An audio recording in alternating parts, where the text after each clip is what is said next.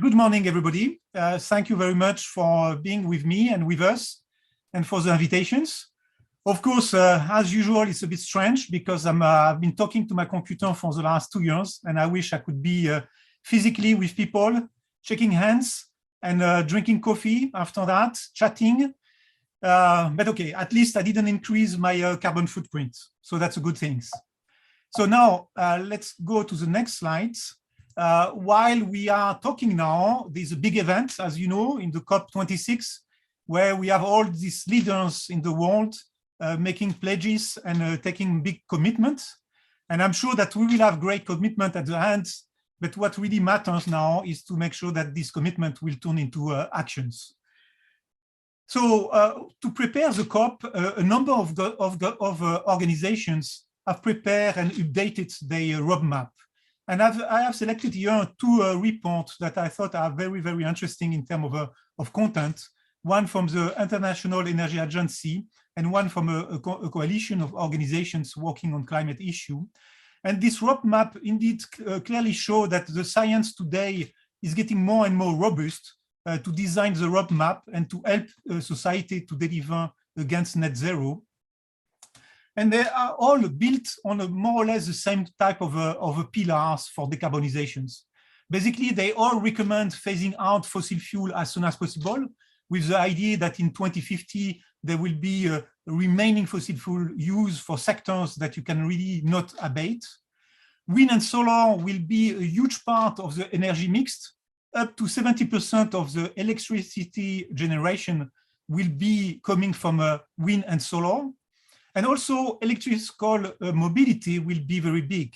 They expect or assume that 75% of the new sales of cars will be electrical by 2030. Those are very big ambitions and big numbers to deliver.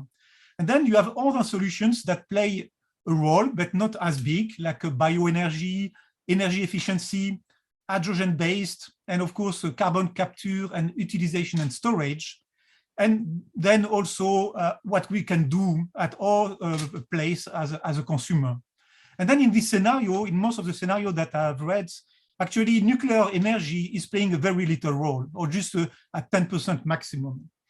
And here we can see that there is a huge focus and hope that indeed solar and wind will be able to deliver all the energy that we need. And this implies, according to the agency, a huge development in the storage capacity.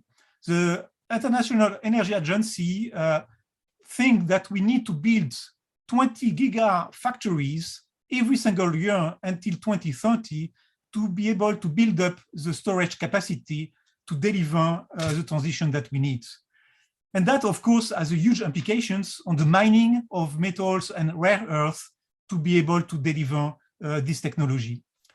Most of these reports and all the reports and roadmaps that I've read for the last few years are all the time focusing on few indicators. Basically, of course, CO2 and greenhouse gas emissions, because they are the gas that we need to cut down to address climate change and limiting rising temperature. Of course, the cost of investment in this energy transition is addressed. And usually social impact is also discussed in the sense of job loss and job creations. But rarely they look at the work conditions in emerging countries for workers that are delivering the goods and services that we need to build our transitions. Now, there are a lot of missing indicators when they do this type of analysis. For example, they don't talk a lot about natural resource depletions. Going to a shift from a fossil-based energy to something completely new is going to require new consumptions of raw materials. And we need to quantify that more accurately than it's done before. There is also issue of land use. I mean, the size of the planet is limited, and we need to understand what we are going to do with our land. Biodiversity, I could have put that first, because biodiversity is probably number 2 big issue that we need to address. Then we have air, soil, and water pollutions that need to also be integrated, mortality, health, ionizing radiations, and of course, nuclear waste. And then there is many more indicators that needs to be taken into account when we try to develop the scenarios to a net zero emissions. So, and we need also to recognize that we live in a world with conflicting needs. Basically, we know that we will have to increase the food productions, which means more land to produce food, more energy to drive the tractor and so on, and more resources like fertilizer. We will need also more energy. We want to decrease the amount of energy, but the world needs also more energy. We still have 800 million of people that do not have access to electricity. We need more forest to store carbon, to maintain biodiversity, and to regulate water cycle. We need more natural space indeed for protecting the ecosystem and the services that this ecosystem provides to us. We also need more space for building. 70% of the world population are going to live in cities, and we will need space to build these cities. And then we need more materials like sand, gravels, metals, rare earth for the society. So there is a lot of conflicting needs there. Now, you all have seen this graph thousands of times, but every time I look at it, I'm always amazed and astonished by the amount of energy and how fast we have been consuming energy in the world. Basically, during my lifetime, including my parents and grandparents, the energy consumption has been multiplied by 40 times, with 80% of the energy provided by fossil fuel. And the task now is for the next 30 years until 2050, we need to go down to get all these fossil fuel emissions and consumptions to almost 10% in 2050. This is a huge task, absolutely enormous. Now, when you do these transitions, there's a number of considerations that you need to take into account. And of course, the CO2 emissions as a number one, or the greenhouse gas emissions, if you include land use and agriculture. And as you can see on this slide, indeed, it's not a surprise to you that fossil fuel are behind the highest level of emissions. Coal, it's almost 1 ton per gigawatt of electricity produced. Natural gas, about half of it. And then, indeed, you have the what we call the renewable energy or the low carbon energy, if you include nuclear, that indeed emit very little CO2 in the atmosphere.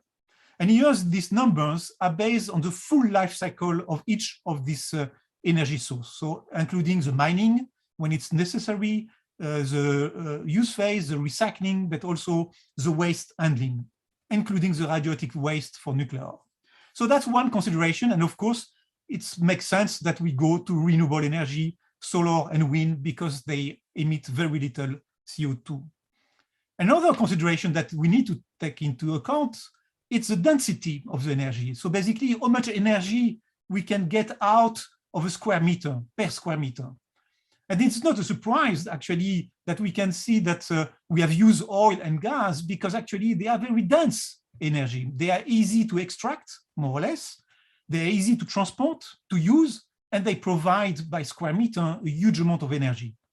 And then if you compare that with the alternative that we want to implement now at level, a very high level, as I said before, 70% in 2050 of the global electricity generations, well, we have to deal with a density which is much, much slower, 25 watt per square meter for solar and only 2.5 for wind. So basically, it means that we will need more space to produce the same amount of electricity.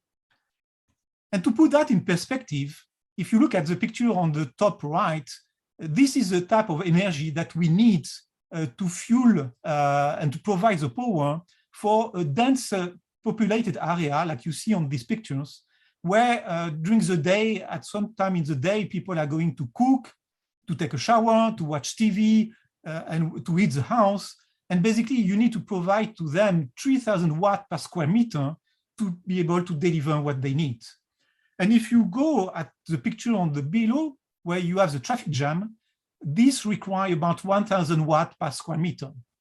So this aspect, you could say, could be resolved easily by going to a green mobility or electrical mobility, but it's still the situation today where you need to provide a lot of energy. So it's easy to understand why we have been using this type of energy until now, because they give us the possibility to fuel the type of quality of life or the type of life that we have today.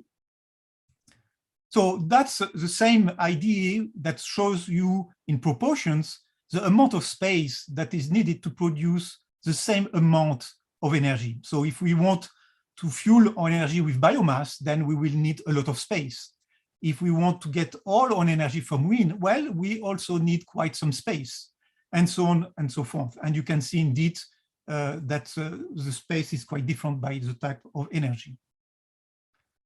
Now, another aspect that needs to be taken into account, and here today I'm only giving you few because we have only 20 minutes to discuss that. And here it's the amount of concrete, steel, and glass that are needed for the different type of energy that we have today that are considered for this energy transition, for this roadmap to net zero. And it's not a surprise to you to see that indeed for hydro, you need a huge amount of concrete. And again, everything here is comparable. So basically, this is the amount of materials that you need to provide the same amount of energy. So, hydro with the dam, they use a huge amount of concrete. And then you can see that coal, biomass, nuclear, and natural gas use much less energy. Now, what I'm going to show to you is going maybe to be a surprise to some of you, is that actually for wind and solar panel, you also need a huge amount of materials to provide the energy that we want. Wind needs a lot of concrete at the base of the wind turbine. Solar panel needs a lot of glass. So again, I'm showing these figures and the rest also not to discriminate one energy against another one, but is to make sure that we take that into account when design our strategy to net zero emissions. Because if we look at the concrete situations, as you know, the cement industry is responsible for about 8% of the CO2 emissions, and the consumption of cement is actually growing exponentially. China, in 15 years, has used 6 times more cement than the US during 1 century in total. So imagine what is going to happen if India is going to do the same, Asia, and then the African continent is going to do the same. There will not be enough concrete, sand, and gravels to feed the needs of the world. Now, the last indicator I want to show to you is about the health, the impact of this different type of energy. And I'm sure that you came across these headlines in the news saying that a fossil fuel is responsible for 8.6 million of deaths every single year. And not only today, but it was the case yesterday and the day before and the year before. And basically, our world in data has tried to summarize this data in terms of the number of deaths and accidents and air pollutions coming from the different sources of energy. And that's also something quite interesting because very often when we put nuclear as an option or a part of the mix to be used to reach net zero, often the argument about safety comes back. And actually, the statistic, of course, we had Chernobyl, we had Fukushima, but in terms of a real number of people dying over 70 years of use of this energy is quite small, actually. So that's also something that we need to take into account when we design our net zero strategy. So basically, the message I wanted to give in this presentation is that we need life cycle thinking in everything that we do. We tend, again, because we don't have all the tools at maybe at the right stage, to think in compartments. So we address water issue, we address air pollutions, we address land use, and we try to connect some of the impacts. But actually, we need to be able today to connect all this impact, all these emissions, to all the SDG at the same time, and be able to say that, yes, if we go to these options, we are not going to create a bigger issue somewhere else that the next generations will have to fix. And let me take an example for if I look at life cycle assessment of a wind turbine. Today, if you do a life cycle assessment, you will see that the blades that are made inside with balsa wood will play a very small role in the overall LCA, because indeed the weight of the blade compared to the weight of concrete that you need for a wind turbine is very small. So basically, the impact of balsa productions is not popping up in the LCA. While if you go on the field and you look at what's going on there, it's actually a disaster, because balsa is coming from a few places in the world, especially in tropical forest. And today, local populations are actually cutting down rainforest and tropical forest to get access to this balsa, because the price of this balsa actually reach a very high price. And we cannot blame them, but actually the consequences is that we have a disaster, ecological disaster in these regions. And today, the company, because we are short in balsa, actually, the wind turbine industry is thinking to move back to a petrol-based thermoplastic to replace this balsa by another lightweight materials. And there is something else that is not taken into account in the LCA. It's the workers, the people working and trying to provide what we need. The children that are working today in Congo in conditions that are absolutely unacceptable, providing the metals and the rare earth that we need to drive our electrical cars. And then the last things that also are not included today in the LCA, it's the landscape, it's the scenery. Today in Bolivia, in this salt flat area that's absolutely beautiful, but they also contain a huge amount of metals. And to fuel the transitions, we will need to go into this area. So again, this is not to say that we should not be doing that, but we should understand that some options will imply that we are going to do that. And we need to decide if we want that, or if we prefer to use maybe another alternative that maybe has some risk as well, but we need to balance indeed risk and benefit. So I want to conclude my talk by saying that today we need absolutely to work on a nexus approach. So basically taking into account all the aspects, all the compartments, all the ecosystem, because everything is interacted. Whatever you do in one place may have an impact somewhere else. Whatever you do on biodiversity or on land use or on climate change may have an impact also maybe on the eutrophications or maybe on the toxicity. So we need to have this nexus approach. We need big data, and this is coming. I mean, this is a very exciting time for researchers today, because big data are coming and they are available on open source. And this big data will help us to connect the dots. And then, of course, artificial intelligence, algorithm help us to connect these dots, because our brain is limited in terms of making these connections. So we have the data, we have the technology to do this type of analysis. So yes, we can do it, provided we use science and not dogmatism in this net zero transitions. So thank you very much for listening, and I'm happy to take some questions.